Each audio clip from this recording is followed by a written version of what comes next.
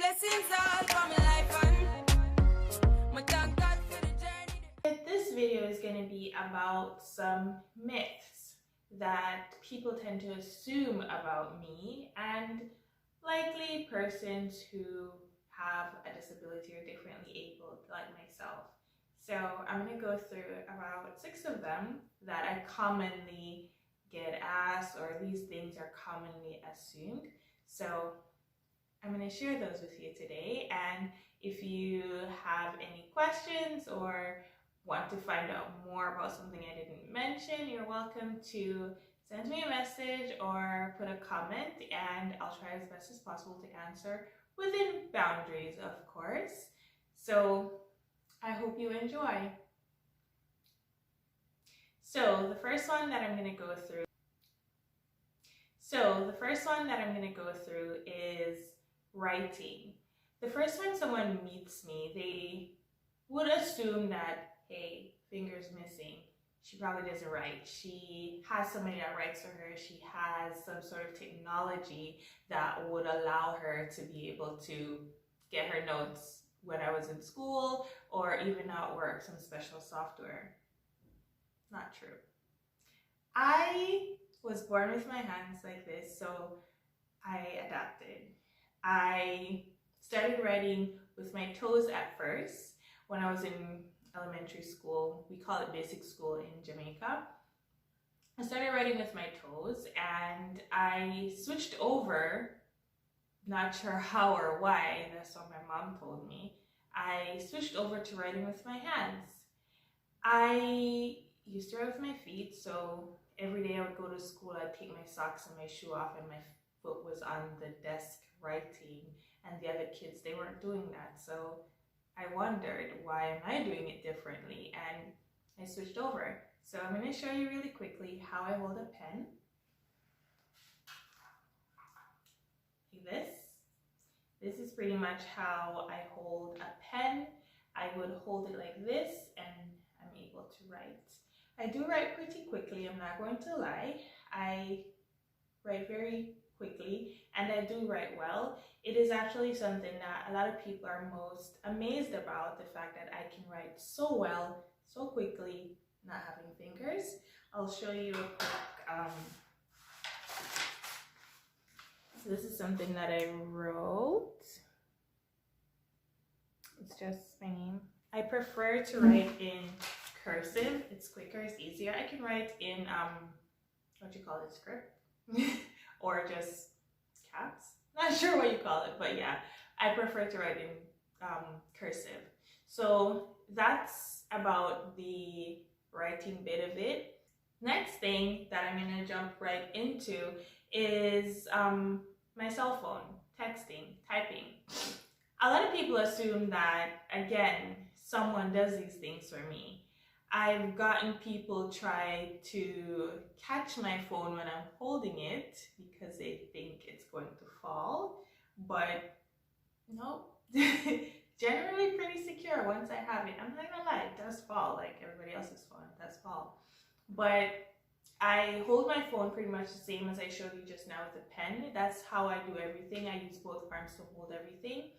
A lot of times when I'm texting, I'll try to put a video to kind of explain more how the texting situation work, but I text without voice control, without voice command. I know voice command is big these days because it's easy, but long before voice command texting was cool, I used to get asked a lot of times, how do I text? Do I use voice commands? I respond so quickly. How am I able to do so? Again, I adapted. It's something that I pretty much taught myself because I see everybody around me using their phones without an issue. So I'm like, okay, I'm gonna try this, I'm gonna do this. And I do. So that's one thing. Using the keyboard as well. I work full time. I'm in human resources and I type a lot. I type very quickly, if I do say so. So people are always amazed at the fact that I don't use a different type of keyboard. I don't have a special keyboard at work. I never have. I use a regular query. I hope I'm not mispronouncing that keyboard. I'm able to type. Jump into is schooling. So again, a lot of times people assume that because I have a disability, I went to a special school. No, I went to a regular school, regular kids. I had moments where I was a teaser at some point and I got teased. It was a part of life. It was not different from me. It was just like, okay. So regular school, regular basic school, elementary school, primary or kindergarten, went to high school. I went to the Mannings High School in Westmoreland. I went to the University of West Indies. Those are my schools, so yay, I rep. Yeah, I went to a regular school. I had to do GSAT back in my day, aging myself. I did GSAT and I never required any special time to do my exams. My mom was always so worried that I would need extra time. So the first major test that I had to do was my GSAT exam, and she was worried. The teachers all got together, precautions there just in case I needed time. I finished my exam. I did not use the extra time. And that precedent has been set through my whole life. Exams at school, CXC, I didn't need extra time. I went through UE, I did my exams, I didn't need extra time. The mindset that I have is I know based on how I am, how I was brought up, not to expect things to be easy. So in my mind, I was working within what I know the constraints was. So if this was a set amount of time, this is what everybody else is doing, I'm going to make sure that I pull out all the stops to do it just the same way. So the extra time, didn't use, never needed. I went to a regular school, did not have any special training or anything of that sort. So myth, did not go to a special school. Okay, next. The next thing is chores, doing chores. Let me tell you, growing up in Jamaica, chores, I had to do them. There was no getting out of it. There was no, oh my gosh, I can't allow Shay to do that. Shay doesn't have any fingers. Let's just let Shay play and sit and look pretty. No, I had to do the dishes. I had to rake the yard. I hated raking the yard, but it was a part of growing up. My family saw me just as a regular person. They did not treat me as though I needed to be sheltered or protected, which has a lot now to do with how I am and how I approach a lot of things in my life, how I was brought up. So I had to sweep the yard, I had to wash the dishes. My mom's favorite thing for me to do was dusting. I hated that, but taught me so much. I can remember one instance where my cousin, more like my sister Jody, she said I had to sweep the yard. And I remember thinking, oh my gosh, I really don't want to do this. So I went back to her and I'm like, I get some little bumps around my hands if I hold the raker. I can't do it. And she just looked at me blank and she was like, you're gonna do it.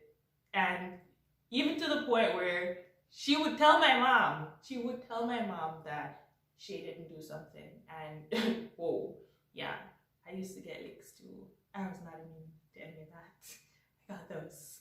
So yeah, chores, something I do. I sweep, I wash the dishes, I do my laundry, I live alone. So a lot of those things definitely taught me how to be independent, which I love. I also cook. Leads me to my next point, cooking. People would assume that I don't cook, that I have somebody that cooks for me, that I even have somebody that feeds me. No, I feed myself. I cook for myself because I'm picky. I like to do things myself. I cook for myself. Again, as how I showed you with the pen, that's how I do most things. That's how I feed myself. Both arms. I hold a fork. I hold a spoon. I cannot hold chopsticks. That is something I'm going to put right out there. I've never been able to use chopsticks. I hope to. in the future, but I've never been able to. Probably not, I have not tried hard enough, but that's something I probably will learn to do in the future if I wanted to. But as far as goes with being in the kitchen and being able to cook, to chop things, I'm pretty good. Do it myself.